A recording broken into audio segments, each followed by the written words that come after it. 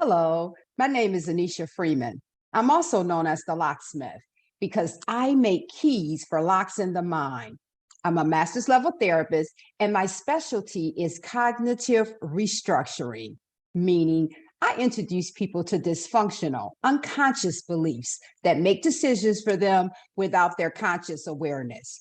I also provide people with tools, real tools, to help them reprogram their minds with functional beliefs. Welcome to my podcast, Improving the Bottom Line by Challenging the Status Quo. This podcast is for managers, supervisors, and leaders, but anyone can benefit from the information in the podcast. So, how will we improve the bottom line by challenging the status quo? By addressing dysfunctional, unconscious beliefs that protect the status quo, but hurt the bottom line. This is series 2 in my podcast series, and this is episode 1 of series 2. So a little information about myself. I have a bachelor's degree in business. I have a master's degree in business administration. I have a master's degree in social work. And I was the personal assistant to the mayor of Grand Rapids, Michigan for 3 years, the Honorable Reverend George K. Hartwell. He's retired now. He was the mayor at the time I worked for him and also the director of the Community Leadership Institute. I was his assistant at the Institute. And I shared that information with people to let them know that I worked under a phenomenal leader. So although I have an MBA and I've worked in leadership roles myself, I spent 3 years observing a phenomenal leader in action. I specialize, as I said earlier, in cognitive restructuring, and I created an award-winning program entitled The Lies That Bind. I have a youth and an adult model that's been manualized, and I train other service providers to use the program. My work has been featured on a PBS show entitled Inner Compass. I'm not sure if the show is still on PBS, but it was at the time my work was featured. I've been the clinical director at 2 organizations, so I've served in leadership roles, and I've also served on various community boards and committees. So during my podcast, I use certain terms interchangeably. Whenever you hear me use the words issues, unaddressed issues, or lies, I'm referring to dysfunctional, unconscious beliefs that make decisions for people without their conscious awareness. These beliefs cause people to engage in self-defeating behaviors repeatedly despite the consequences. Most of these beliefs, and I say most because there's always exceptions to the rules, most of these beliefs are programmed into people's minds during the formative years. They're programmed by how they're treated and by what they observe. There's also another way, a third way these beliefs make it into people's minds. Some beliefs act as landing pads that flag in other dysfunctional beliefs. For example, if a person has been programmed to believe people are only tolerating you, that belief can flag in the belief you have to compensate for your presence with goods and services. I call it the therefore factor. People are only tolerating you. Therefore, you have to compensate for your presence with goods and services. Most of these beliefs are totally antithetical to how people consciously think, what people consciously know, believe, and articulate. I say most because some people who struggle with perfectionism issues are aware to a certain extent of the unconscious belief you have to do everything perfectly. They may be aware of it consciously, but not fully aware of the unconscious impact of that belief, because the belief doesn't say you have to do things that are within your forte well, or you have to do things within your field of expertise perfectly. This belief says you have to do everything perfectly. But a person who's afflicted by this issue, they wouldn't hire a plumber to cater their wedding reception. but they put the unrealistic expectation on themselves to do things that they have no training for and no expertise to do. Now, people who struggle with an unconscious belief that falls under the umbrella of a sense of inadequacy may not be aware of the belief, such as compared to others, you come up short. That's an unconscious belief. All of these beliefs that I talk about in my podcast are unconscious, and it's hard to fight an invisible enemy. That's the power of the unconscious mind. And Sigmund Freud said that in order to help people, you have to bring the information that's in people's unconscious minds to their conscious awareness. And I totally agree with his theory. I have different techniques than Freud, but I agree with his theory.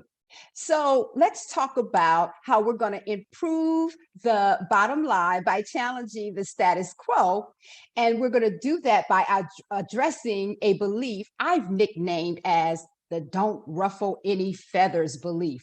And that belief is don't make waves. Some people who are afflicted by this belief, they were raised in an environment in which they were not allowed to have a voice. And if they did challenge something or ask questions or speak up, they got in trouble. It made things worse. So the unconscious belief was programmed into their minds during the formative years. Don't make waves. This unconscious belief is a money pit.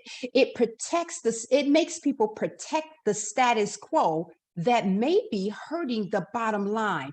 This is a terrible belief for anyone to be afflicted by, but it's extremely problematic for people in leadership positions. Why? Because people afflicted by this belief often make decisions that will make the least number of waves with the least number of people. But that may not be in the best interest of the company. It may hurt the bottom line. They may need to make a tsunami to protect the company. People afflicted by this unconscious belief try to avoid conflict by ignoring problems that are costing the company money. For example, let's say they have someone on their product development team who's always absent, always calling in sick or calling off work. That may throw off the entire product development timeline.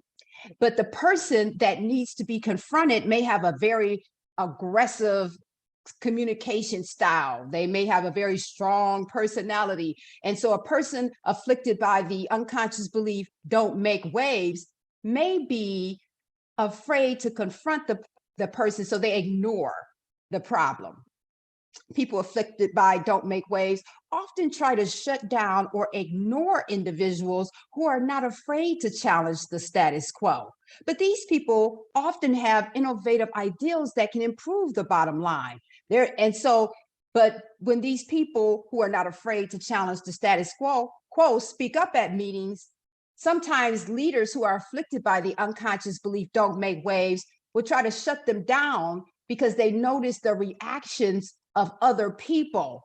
And so they do this mathematical equation.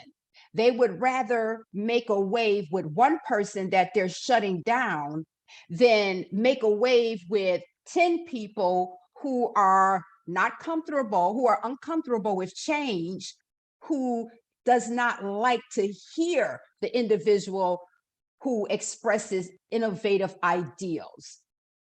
People afflicted by don't make waves often ignore warning signs if the signs require action that may ruffle some feathers. They end up doing damage control that could have been avoided, damage control that costs the company or organization a lot of money. There's a way out for people who are afflicted with dysfunctional unconscious beliefs. Dr. R. Joseph, a noted expert in the fields of neuroscience and psychology, says that people who are raised in environments in which they were programmed with certain dysfunctional unconscious belief, he says that they have to be able to scrutinize their own lives so as to recognize the maladaptive, self-destructive patterns they've been engaging in. So it's hard for people to stop doing these dysfunctional or engaging in these dysfunctional behaviors if they're not aware that's what they're doing, because it's unconscious. And Dr. Joseph says they also must be educated or become educated about the alternatives available. And with regards to our alternatives, Dr. Joseph is referring to a different belief, a more functional belief, different behaviors, more functional behaviors that are associated with more functional beliefs. So here's a functional belief that challenges the lie, don't make waves. If there is a situation that needs to be addressed in the workplace that may cause a wave, it must be addressed. Most work-related problems are time sensitive and cause collateral damage.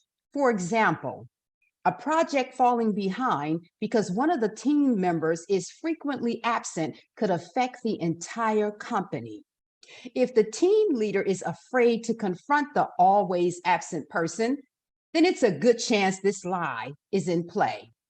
A competitor may not have an always absent person on their product development team, and they may make it to the market first.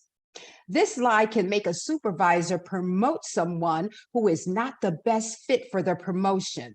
The lie will cause a supervisor to make a decision that will produce the least number of waves with the least number of people. What's the answer? Admit that you suffer with this issue. If you are in fact afflicted by the lie, don't make waves. Identify the collaborating issues. There's lots of dysfunctional beliefs, and they like to collaborate with each other. When I do a short podcast like I'm doing today, I only talk about one dysfunctional, or at the most, sometimes two dysfunctional unconscious beliefs.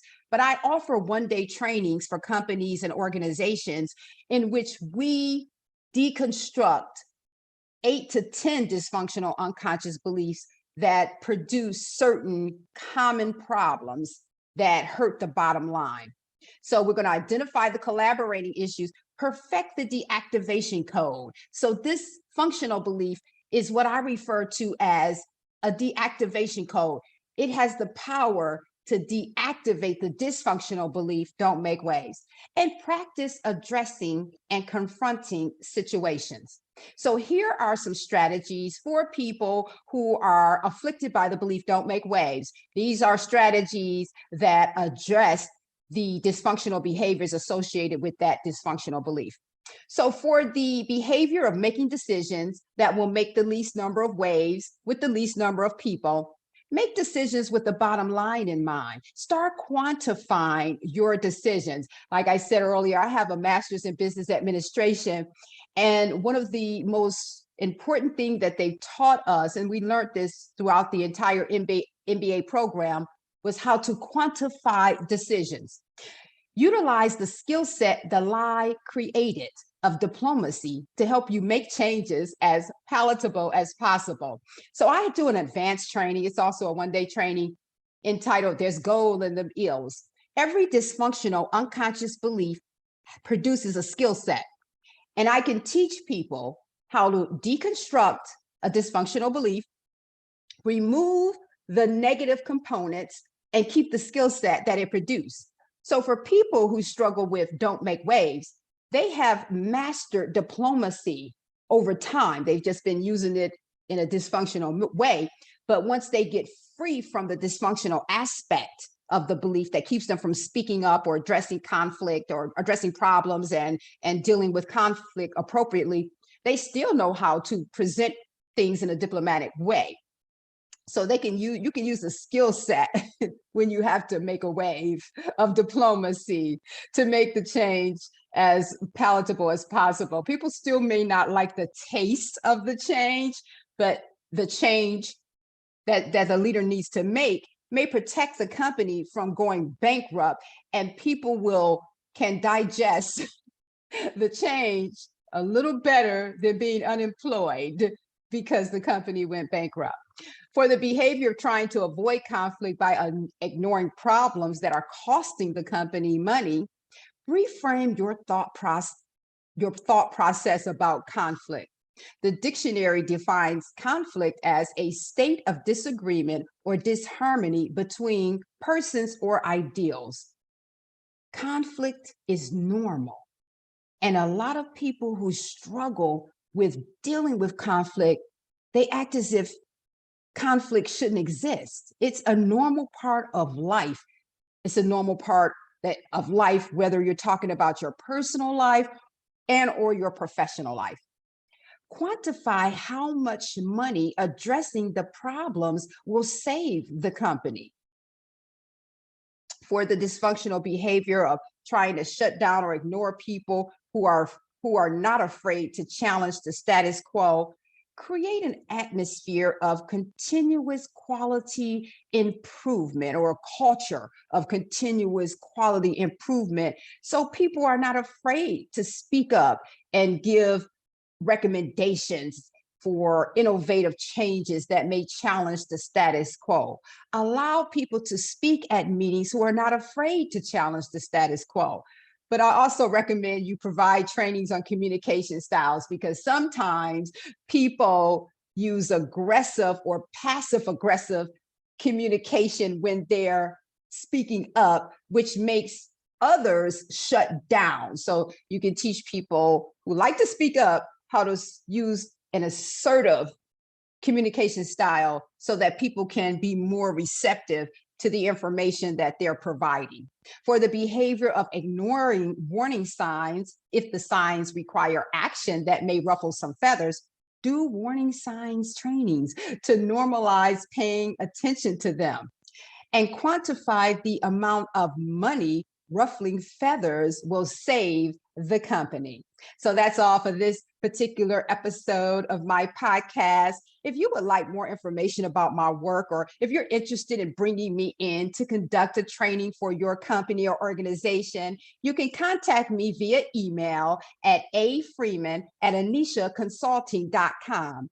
I can also be contacted via either of the contact pages on my website, AnnesiaConsulting.com or AnnesiaSpeaks.com. I'm also a motivational speaker who has a powerful come from behind victory story. I offer 3-hour trainings, 1-day trainings, 2-day trainings. I also have 5-day trainings for other therapists and counselors to train them and certify them in my award-winning cognitive restructuring and resocialization program. If you are interested in just purchasing some of my material, you can go to my website, AnnesiaConsulting.com, go to the store page. I have workbooks, and I also sell my cognitive restructuring cards. So I have a set of 100 victim-based beliefs card sets and a set of 100 villain-based belief cards. So I deconstruct these dysfunctional unconscious beliefs on these 4.5 by 6.5 cards. These are my 2 program manuals. They're not available on my store page. These are the manuals that therapists and counselors receive when they go through my 5-day training. But these workbooks are available for purchase along with my cognitive restructuring belief system cards. I also have books available on my website store page. Check out my episode 2. Check out episode 2 of this particular series. And the topic for episode 2 is Improving the Bottom Line by Addressing Problems. I look forward to talking with you next week.